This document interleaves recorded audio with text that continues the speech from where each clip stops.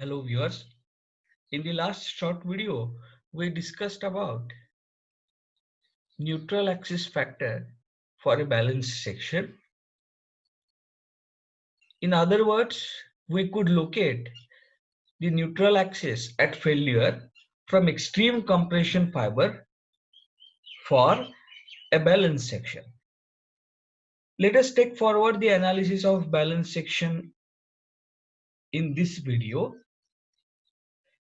and let us try and find out the moment of resistance, ultimate moment of resistance that a balanced section can provide.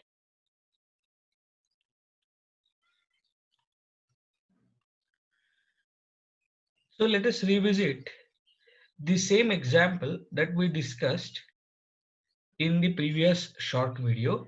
So we have a beam of width B and overall depth capital D and effective depth small d.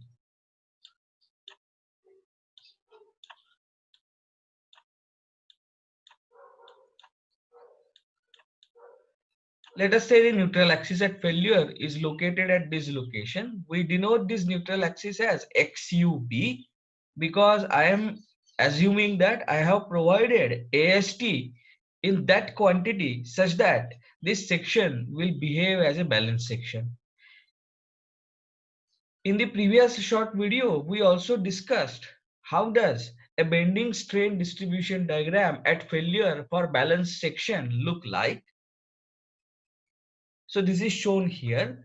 Extreme compression fibers have reached to ultimate compressive strain of steel, that is 0.0035, whereas the steel has reached the yield strain of 0.002 plus Fy upon 1.15 ES.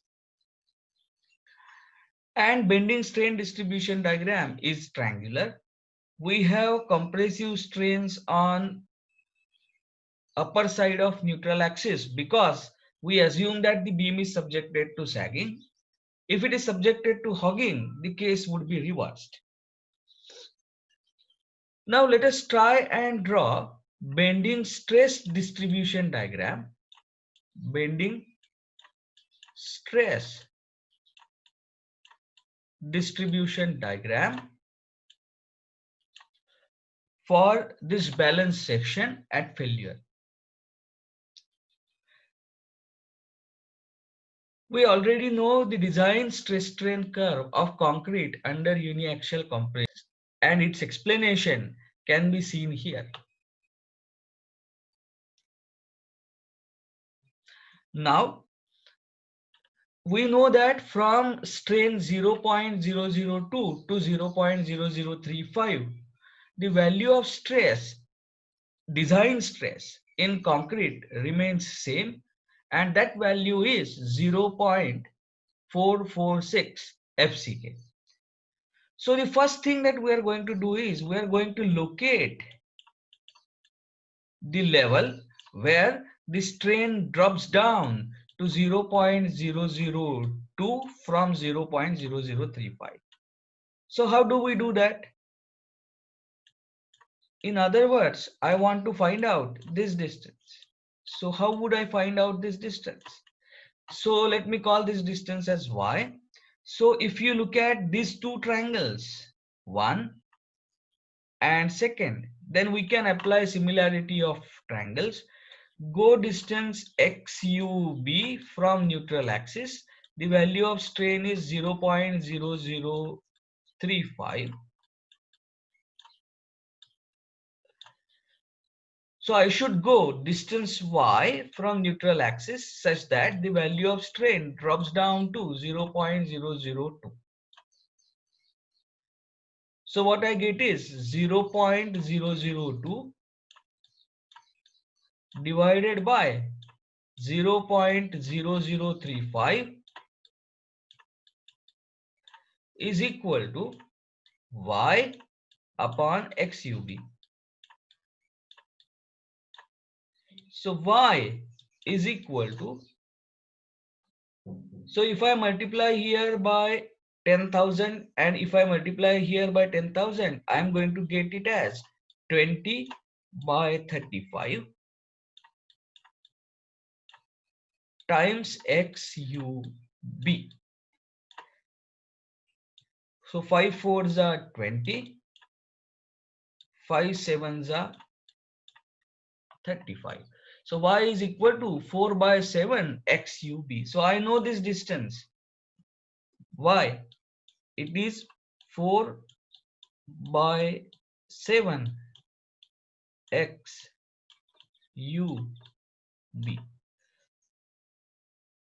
Readily, this distance then becomes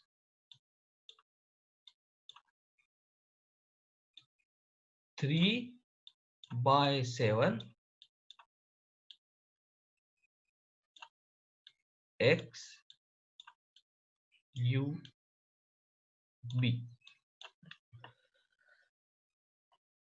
So now let us try and draw bending stress distribution diagram above the neutral axis. So the value of stress at extreme compression fiber level is going to be 0.446 FCK, 0.44. Value of stress at the extreme fiber level is going to be 0.446 FCK, corresponding to the strain of 0.0035, and this value will remain 0.446 FCK till the strain drops down to 0.002. So that means till 3 by 7 XUB from extreme compression fiber, the stress is going to remain constant 0.446 FCK. Why? Because stress in concrete from the strain value of 0.002 to 0.0035 remains 0.446 FCK.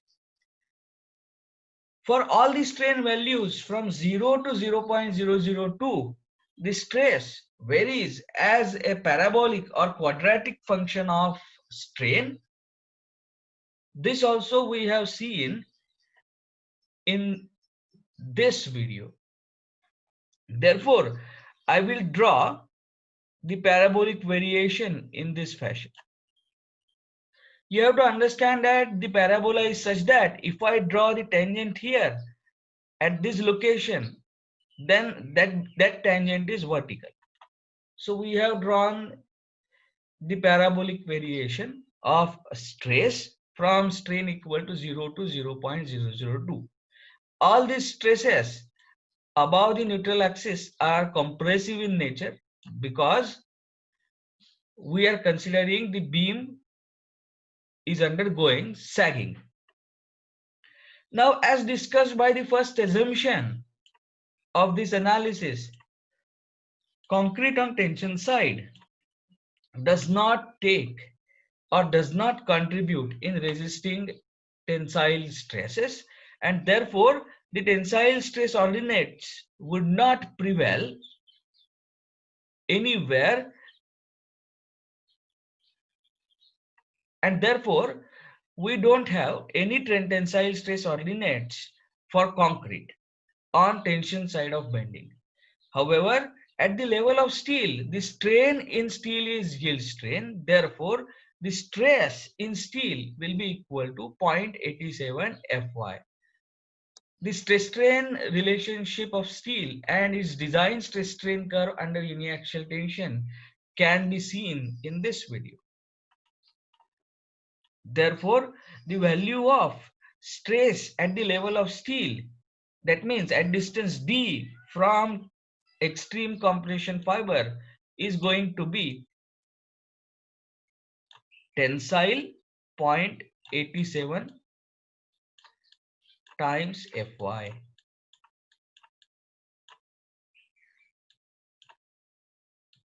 This distance is d.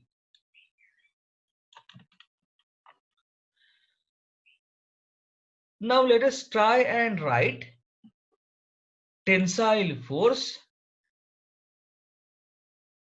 that acts below the neutral axis at failure for balance section. So how do we write tensile force? Tensile force is written as stress in steel multiplied by area of steel. Area of steel is AST.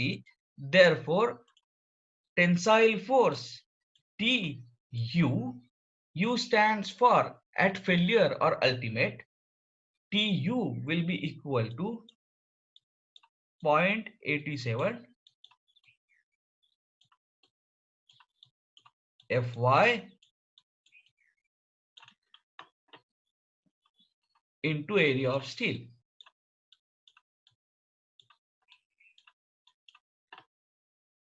In the same fashion, let us try and write down now compressive force.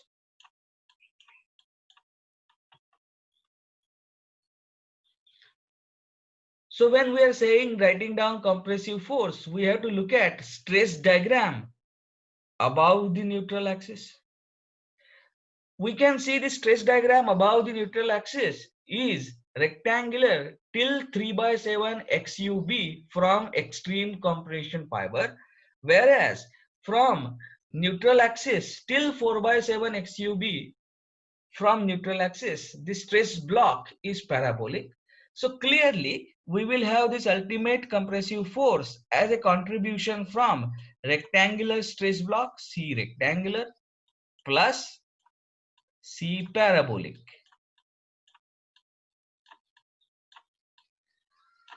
Now we will have digress.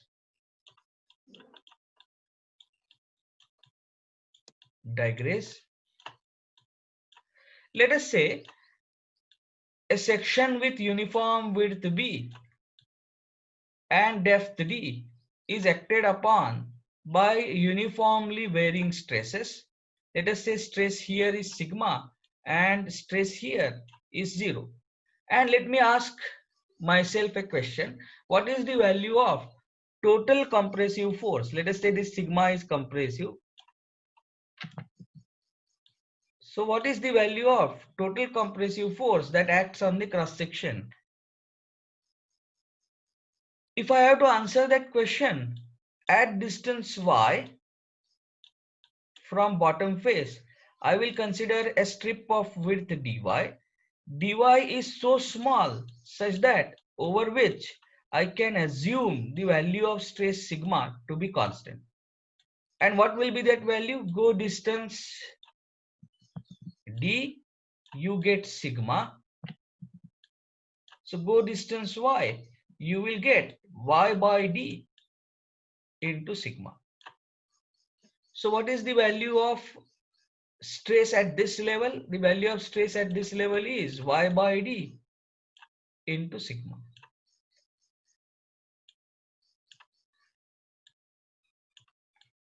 And what is the area over which this stress acts? It acts over B into dy.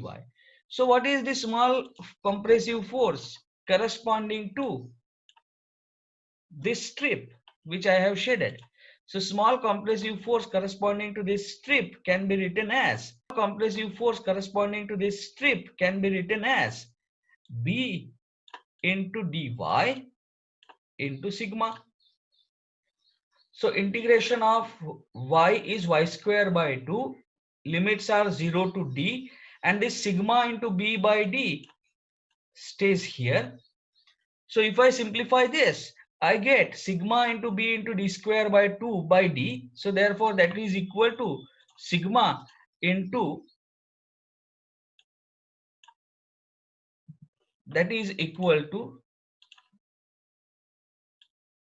sigma into b into d divided by 2. What is the area of stress block here? So area of stress block is half stress into d. So you can look at half stress into d as area of stress block multiplied by width b is going to be the compressive force. So what is the conclusion? If width b is uniform throughout the depth, then the compressive force can be written as area of stress block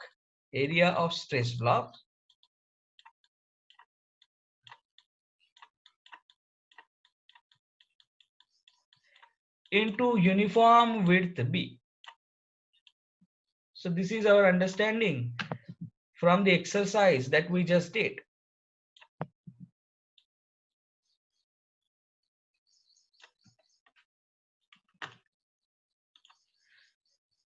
So now let us apply this result.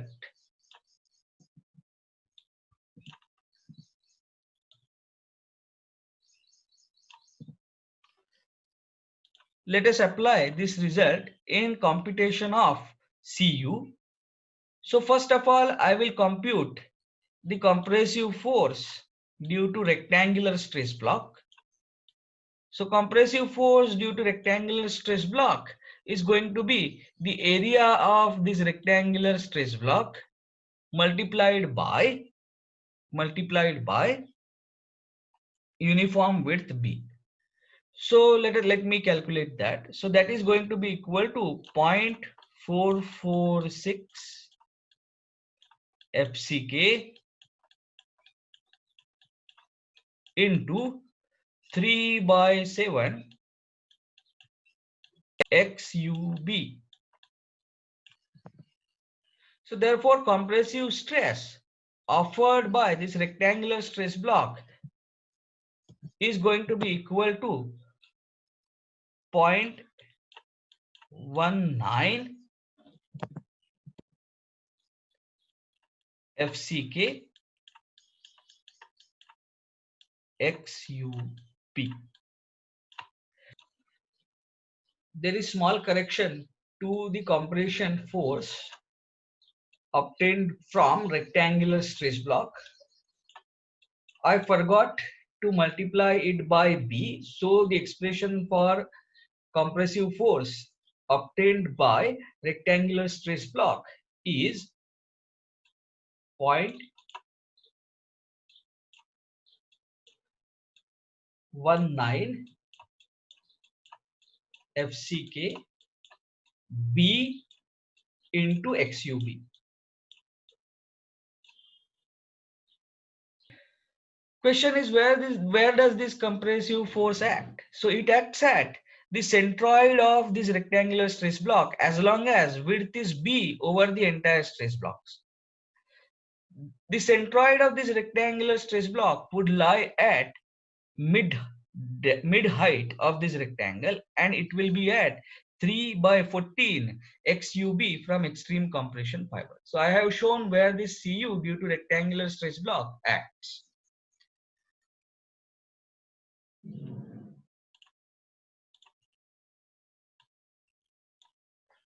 Now let us try and write down the compressive force offered by parabolic stress block. Area of parabola is 2/3 base into height. Base here is 0.446 FCK.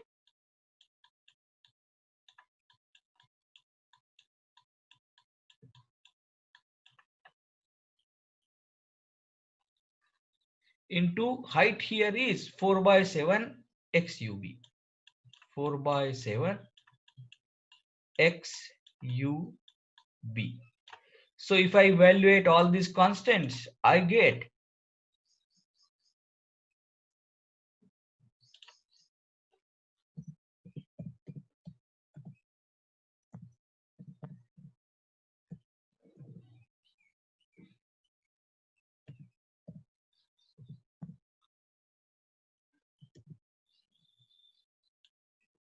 0.17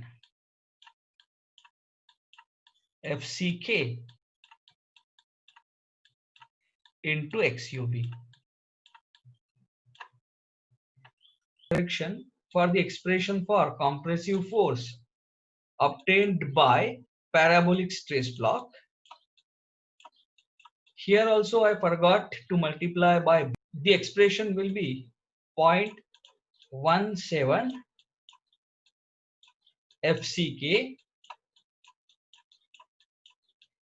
B XUB.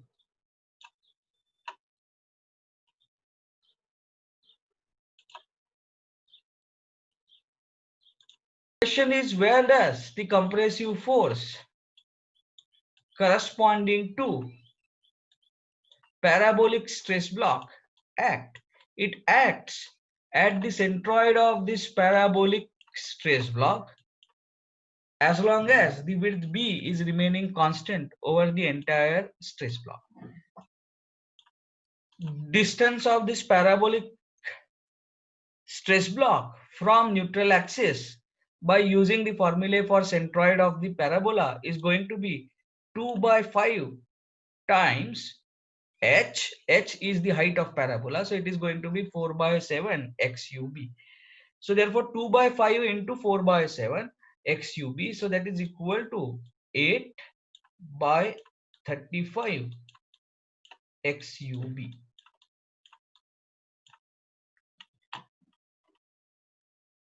Now let us work out what is the total compressive force. So total compressive force will be 0.19 FCK XUB plus 0.17 FCK XUB. So it turns out to be 0.36 FCK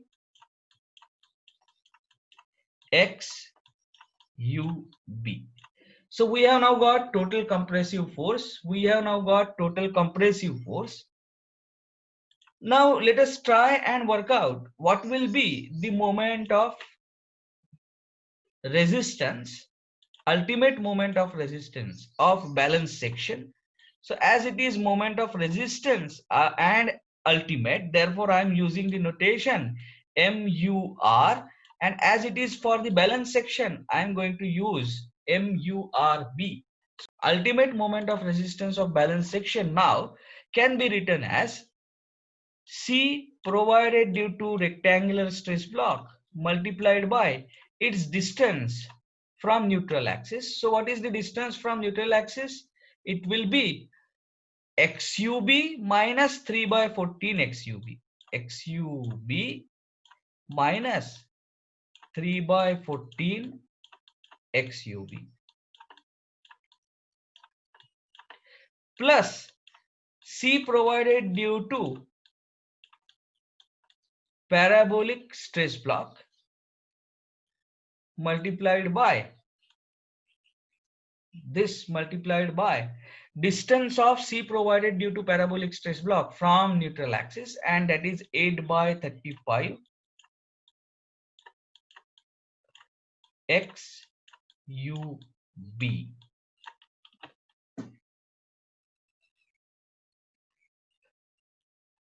plus tensile force, that is TU, multiplied by distance of TU from neutral axis. Distance of TU from neutral axis is D minus XUB.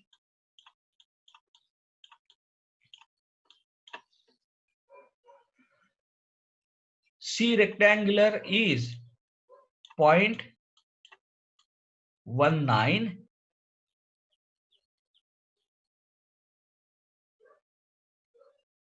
FCK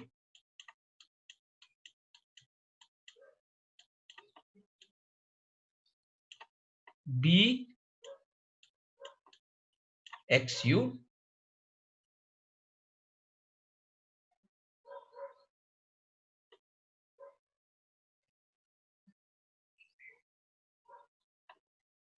into this 1 minus 3.14 turns out to be 0.78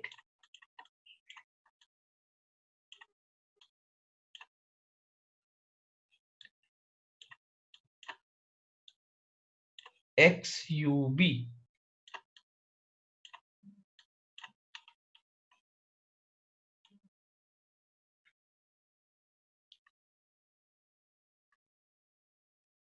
plus C parabolic is 0.17 FCK B XU. This multiplied by 8 by 35 XUB. XUB plus TU into bracket D minus XUB.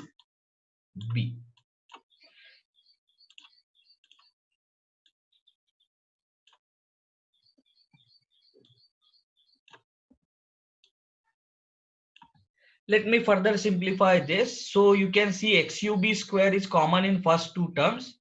So therefore I can take XUB square common and moment of resistance ultimate of balance section will then be equal to 0.36 FCK BXU into bracket D minus 0.42 XUB. So you can understand that this is total compressive force,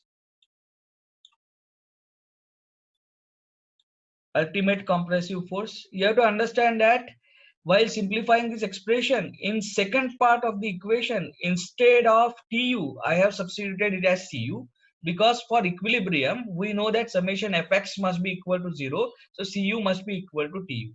So this value, instead of TU, I have substituted it as 0.36 FCKB into XUB, which is the value of CU. So after simplification, I have written the expression of MURB in this fashion, where the first part is CU and it is multiplied by a second part, which must be the lever arm.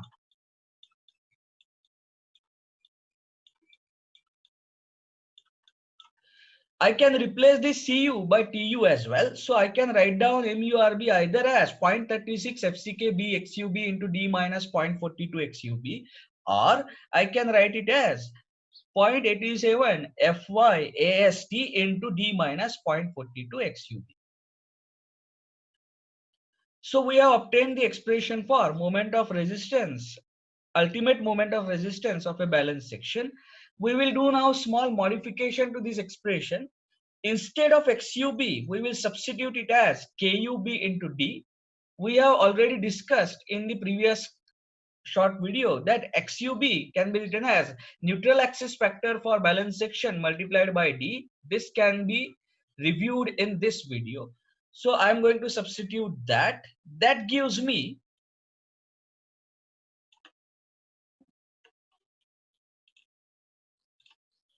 M U R B is equal to 0.36 FCK B into KU for balance section, KU for balance section multiplied by D, that D I am writing it here. Then when I substitute XUB as KU times D, KUB times D here, I can take this D common. So therefore this becomes D square. And then I can write this as 1 minus 0.42 KUB. So this expression of moment, ultimate moment of resistance of a balanced section can be further simplified as 0.36 FCK KUB into 1 minus 0.42 KUB into BD square. It is interesting to note that we can bifurcate this expression into two parts. The first part talks about material because it involves FCK, and through KU it will involve grade of steel as well because KUB is dependent on grade of steel. So therefore the first part talks about material.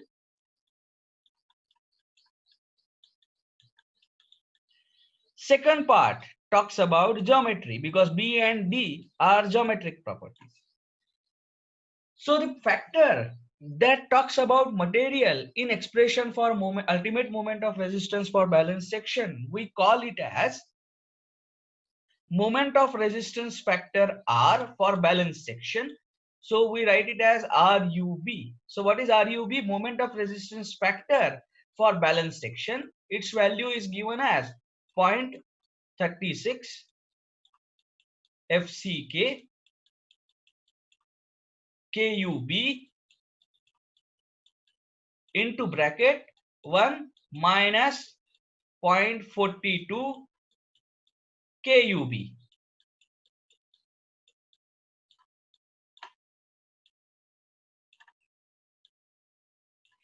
And I can write down moment of resistance of balanced section.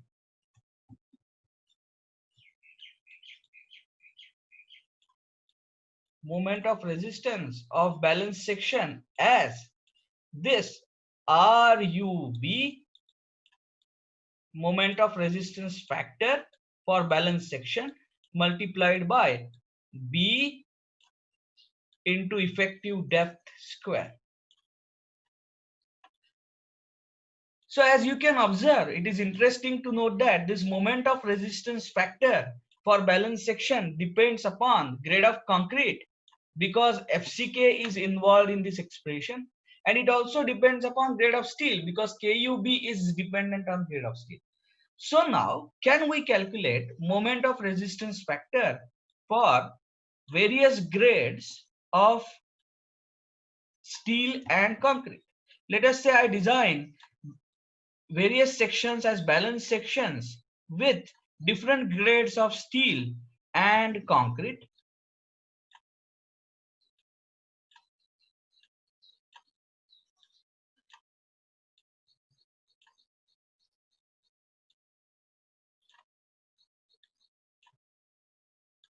For steel, we typically have three grades. One is Fe 250. So Fy is 250 MPa. Second one is Fe 415, for which Fy is 415 MPa, and Fe 500, for which Fy is 500 MPa. And grade of concrete designated by M20, M30, etc. We will have M20, M30, M35, M40. So let us try and work out RUB for this various combinations of steel grade and concrete grade.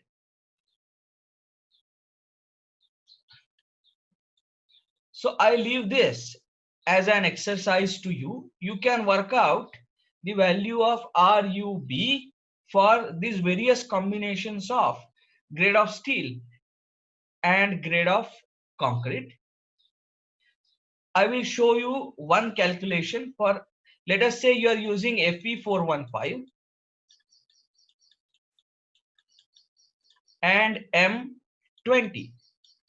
Then this RUB works out to be, you have to substitute 415 as Fy while calculating KUB. We already know for Fe415 KUB value is equal to 0.48. So KUB here becomes 0.48, FCK becomes 20. So if I substitute those values here, what I get is, I get this value as 2.76.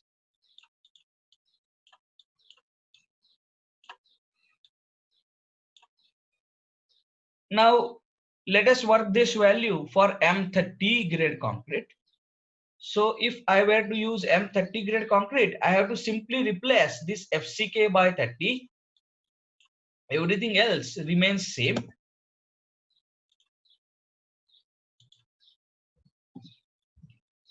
So it becomes 4.13.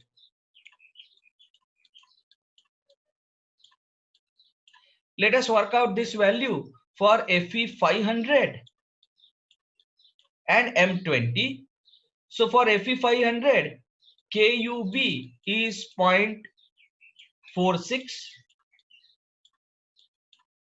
So I will substitute it as 0.46.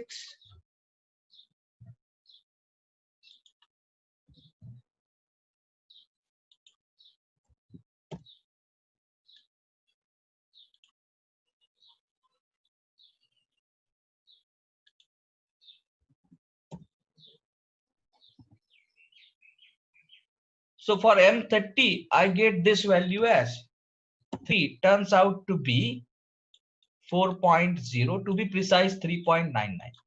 So just observe with the trend, as grade of steel remains constant and if grade of concrete increases, moment of resistance factor increases. Whereas if for a given grade of concrete, grade of steel increases, moment of resistance factor marginally decreases.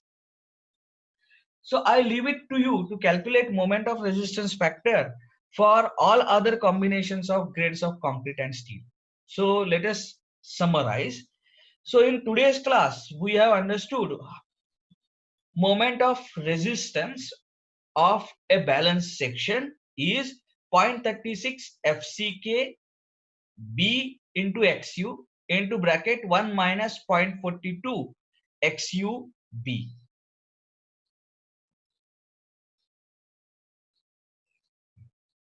So let us summarize. So in today's short video, we have understood the expression for moment of resistance of a balanced section at failure. We also defined something called as moment of resistance factor for balanced section. We observed that it depends upon grade of concrete as well as grade of steel, unlike neutral axis factor, which depended only on the grade of steel. So moment of resistance factor multiplied by B into effective depth square is moment of resistance of a balanced section. It is observed that moment of resistance factor increases with increase in the grade of concrete for given grade of steel. Also, moment of resistance factor marginally decreases with increase in grade of steel for a given grade of concrete. So with this summary points, we will close today's discussion. Thank you.